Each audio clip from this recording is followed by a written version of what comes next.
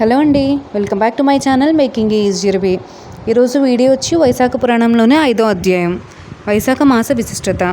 నారదుని మాటలు విని అంబరీష మహారాజు నారదునితో ఇట్లనెను: వైశాఖ మాసము ఇతర మాసముల కంటే తపోధర్మాదుల కంటే అధికము ఉత్తమము అని చెప్పిన మాట నాకు సరిగ్గా అర్థం కాలేదు. ఏ కారణము వలన వైశాఖము అన్నిటికంటే ఉత్తమము వివరింపగోరుచున్నానని పలికెను. అప్పుడు నారదుడిట్లు సమాధానం ఇచ్చెను: మహారాజా, శ్రద్ధగా వినుము. కల్పాంతకాలమున సృష్టి అంతమగు సమయమున దేవతలకును ప్రభువైన శేషసాయగు శ్రీ మహావిష్ణువు లోకములన్నిటినీ తన ఉదరమున నిలుపుకొని ప్రళయకాల సముద్రమున శయనించి ఉండెను. జీవరూపమున అనేకత్వము నందిన తన మహిమను తనదే ఉపసంహరించుకొని ఉండెను. నిద్రాంతమున వేదములు శ్రీ మహావిష్ణువును మేలుకొల్పినవి.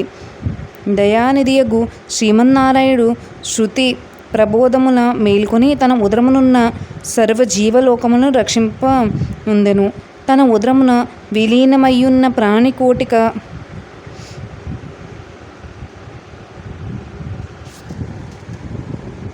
తగిన కర్మ ఫలప్రాప్తికై సృష్టిని ప్రారంభింపవలయునని కోరక కలుగునగని సర్వలోకాశ్రయమైన సువర్ణ పద్మము అయిన నాభి నుండి వెలువడను. విరాట పురుషునకు చెందినవాడగున బ్రహ్మను పురుషనామముతో సృష్టించెను. వానితో పాటు 14 భువనములను కూడా సృష్టించెను. భిన్న విభిన్నములైన కర్మలను ఆశ్రయించి వివిధ ప్రాణులను, వారి కర్మ ఫలానుకూలమగును త్రిగుణములను, ప్రకృతిని, మర్యాదలను, రాజులను, వర్ణాశ్రమ విభాగములను, ధర్మ విధానములను సృజించెను. పరమేశ్వరుడగు శ్రీమన్నారాయణుడు తన ఆజ్ఞ రూపములుగా చతుర్వేదములను, తంత్రములను, సంహితలను, స్మృతులను, పురాణేతిహాసములను ధర్మరక్షణకై సృష్టించెను. వీనిని ప్రవర్తింపజేయుటకై ఋషులను కూడా సృజించెను. ఋషులు ఆచరించి ప్రచారము చేసిన వర్ణాశ్రమ ధర్మములను తమకు తగినట్లుగా ప్రజలాచరించుచు సర్వేశ్వరుడగు శ్రీ మహావిష్ణువునకు సంతోషము కలుగునట్లే ప్రవర్తించుచుండిరి. సర్వోత్తములకు తమ తమ వర్ణాశ్రమ ధర్మముల ఆచరించుచు ప్రజలను వారి ధర్మాశక్తిని, ధర్మాచరణమును తాను స్వయముగా చూడవలెనని భగవంతుడు తలిచెను. అప్పుడు ఈ విధముగా ఆలోచించెను: తాను సృష్టించిన వర్షాకాలము వర్షముల వలన బాధలుండుటచే పీడితులకు ప్రజలు ధర్మాచరణము సరిగ్గా చేయలేరు. అట్టి వారిని చూసిన తనకు తృప్తి కలుగదు. సరిగదా కోపము కూడా రావచ్చును. కావున వర్షాకాలమున ప్రజలు ధర్మ ప్రవర్తనలను పరిశీలించుట తగదు. శరత్కాలమున వారి కృషి వ్యవసాయము పూర్తి కాదు. కొందరు అప్పుడే పండిన పండ్లను తినుచుందురు. నేత్రవ్యాధులు, చలి మున్నగు వానిచే పీడింపబడుచుందురు. ఇట్టి పరిస్థితిలో వారి ధార్మిక ప్రవృత్తిని పరిశీలింపజూచుట ఉచితము కాదు. వ్యగ్రులై గ్రతులేని వారికి చూచినచో నాకేమి సంతోషము కలుగును? హేమంత ఋతువు చలి మిక్కుటముగుచే ప్రజలు ప్రాతకాలమున లేచి సూర్యోదయమునకు ముందుగా లేచి స్నానాధికములు ముగించు కొనజాలరు. చలిగాలికి చిక్కి ప్రాతకాలమున లేవని వారిని చూచినంతనే నాకు మిక్కిలి కోపము వచ్చును. నేను సృష్టించిన ప్రజలపై నాకు కోపము వచ్చిన వారికి శ్రేయస్కరము కాదు. శిశిర ఋతువున ప్రజలను చూడబోయినచే నెట్లుండును. చలి మిక్కుటముగు నుండు ఆ కాలమున ప్రజలు సూర్యోదయమునకు ముందుగా లేవజాలరు. ఆ కాలమున తమకు కావలసిన ఆహారమును వండుకొనుటకు సోమరులై పండిన పండ్లను తినుచుందురు. అనగా సులభముగా లభ్యమగు ఆహారమును కిష్టపడుచుందురు. చలికి భయపడి స్నానమునే మానివేయి స్వభావమును కలిగి ఉందురు. స్నాన విముఖులైన వారు చేయగలిగిన సభక్తికమైన కర్మకలాపం ఎట్లుండును? ఈ విధముగా చూసినచో వర్షాకాలం నుండి శిశిరము వరకు నుండు కాలమున వివిధములైన ప్రాక్తన కర్మలకు లోబడిన ప్రకృతి వివశులైన ప్రజల నుండి భక్తిపూర్వకమైన కర్మ ధర్మానుష్ఠానాలను ఆశింపరాదు. వసంతకాలము స్నానదానములకు, యాగభోగములకు, బహువిధ ధర్మానుష్ఠానములకు అనుకూలమైన కాలము. మరియు ప్రాణదారులకు ఆవశ్యకముగు ఆహార పదార్థములను సులభముగా లభ్యమగును. సులభమైనది ఏ వస్తువు చేతనైనను తృప్తినందవచ్చును. ఈ విధముగా సర్వప్రాణిగతమైన జీవాత్మకును ఏదో ఒక విధముగా నీటిని పండ్లను దానం చేసిన సంతృప్తి కలిగించిన ఈ విధముగా సర్వవ్యాపినగు నాకును సంతృప్తి కలిగించు అవకాశము ప్రజలకు సులభ సాధ్యమై ఉండును. కర్మిష్ఠులకు భక్తులు ఎల్లప్పుడూ కర్మపరాయణులై వ్రతమును ఆచరించు. అదే చెయ్యలేని వారికి వసంతకాలము కర్మ ధర్మానుష్ఠానులకు తగినది.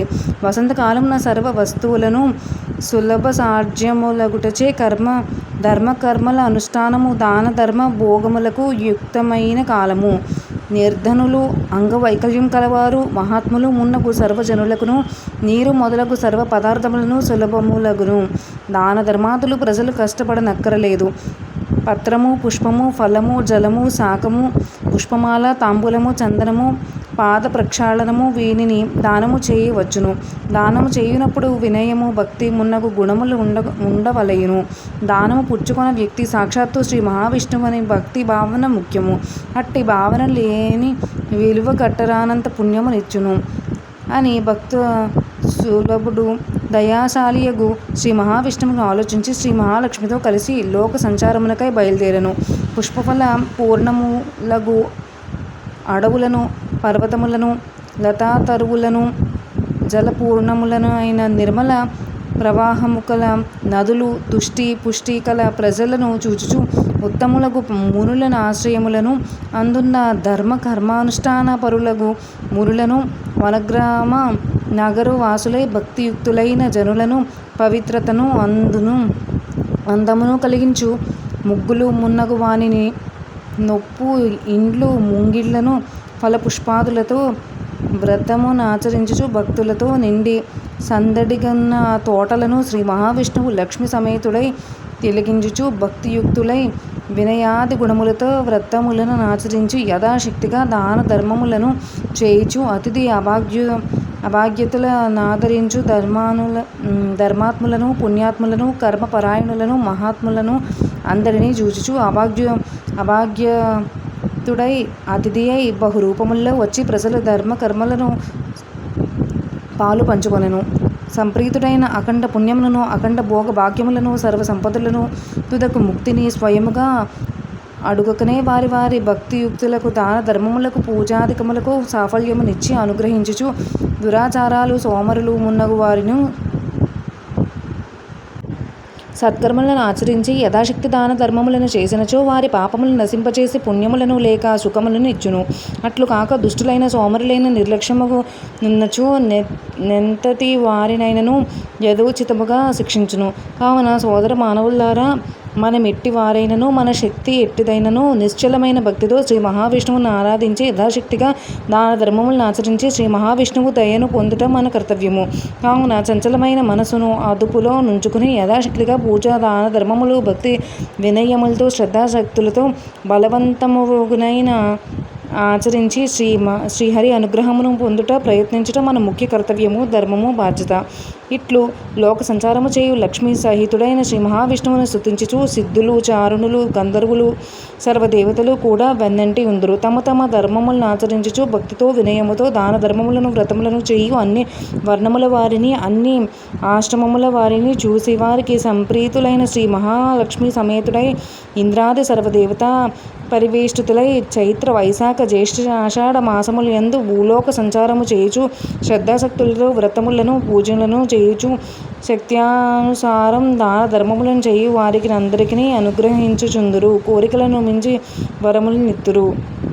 శ్రీహరి వైశాఖమున ప్రమత్తులై వ్రతాచరణము, దాన ధర్మాధికములు లేని వారిని గమనించి వారిని రోగములు, విచారములు మున్నగు వానితో శిక్షించును. వైశాఖ మాసము తనను గాని పరమేశ్వరుని గాని ఇతర దైవములను సజ్జనులను పూజించను. వీరందరినీ స్వరూపుడైన సర్వ వ్యాపకుడైన తనను పూజించినట్లే తలచి సంతుష్టుడై వరమునిచ్చును. ఇతర మాసముల యందు వ్రతాధికములు నాచరించమని తలచి వైశాఖ వ్రతమును మానిన వారిపై కోపించును. అనగా శ్రీ మహావిష్ణువు వైశాఖ వ్రతమును మానిన కర్మపరాయణులను కూడా శిక్షించును. వైశాఖ వ్రతమును ఆచరించిన పాపాత్ములైనను రక్షించును. అనగా వైశాఖ వ్రతము శ్రీ మహావిష్ణువు ప్రీతికరమైన వ్రతము. ఈ వ్రతమును ఆచరించుట వలన శ్రీ మహావిష్ణువు సర్వదేవతలను సంప్రీతులై వరములనిచ్చురు. సపరివారముగా వచ్చిన మహారాజును నగరము, గ్రామములు, వనములు, పర్వతములు, నదీ తీరములు మున్నగు చోట నివసించుచు జనులను దర్శించి యథాశక్తిగా తమకు తోచిన పత్రము, పుష్పము, ఫలము మున్నగు వానిని మహాప్రభు తమ ఏలుబడిలో సుఖముగా నుంటిమి అనుగ్రహింపుమని ప్రార్థించినచో మహారాజు వారి ప్రసన్నులను తగ్గించుట, సౌకర్యములను కల్పించుట మున్నగు వాని నెట్లు చేయను. అట్లే శ్రీ మహావిష్ణువు ప్రీతికరమైన వ్రతమును ఆచరించుచు సద్బ్రాహ్మణులను, అతిథులను, అభాగ్యులను దైవ భావనతో ఉపచారములు చేసి యథాశక్తిగా దాన ధర్మములను ఆచరించినచో శ్రీహరి సంతుష్టులై కోరిన కోరికలను ఇచ్చి రక్షించుచు పరివార దేవతలను శ్రీ మహావిష్ణువులను అనుగ్రహము నందిన వారికి తామును యథోచితముగా వరములను ఇచ్చి రక్షింతురు. సపరివారముగా వచ్చిన మహారాజును దర్శింపక కానుకలు నీయక యున్నచో మహారాజు కోపితుడై శిక్షించును. పరివారమును యథాశక్తిగా శిక్షింతురు. అట్లే వైశాఖ మాస వ్రతము సమయమున వ్రతమును ఆచరించి యథాశక్తిగా నెట్లు స్తుతించి దాన ధర్మములు చేయని దురాచారులకు శ్రీ మహావిష్ణువు ఆయన పరివార దేవతలను యథోచితముగా నట్లు శిక్షింతురు. కావున సర్వజనులను యథాశక్తిగా నెట్లు వైశాఖ వ్రతమును ఆచరించి యథాశక్తిగా దాన ధర్మములను ఆచరించి దైవానుగ్రహము నందుట మేలు. ఇది గమనింపని దగిన ముఖ్య విషయము. కావున వైశాఖ మాసము ధర్మరక్షకుడగు శ్రీ మహావిష్ణువు ప్రజలను పరీక్షా కాలమతి ప్రతి జీవియు గుర్తించి వ్రతము ఆచరించి భగవద్ అనుగ్రహమును అంది ప్రయత్నింపవలయును. అందుచే వైశాఖ మాస వ్రతము కార్తీక మాఘ మాసములు వ్రతముల కన్నా మరింత ఉత్తమము అయినది. అది నారద మహర్షి అంబరీష మహారాజుకు వైశాఖ మాస విశిష్టతను వివరించెను. ఇది 5వ అధ్యాయం సమాప్తం. Thank you for watching.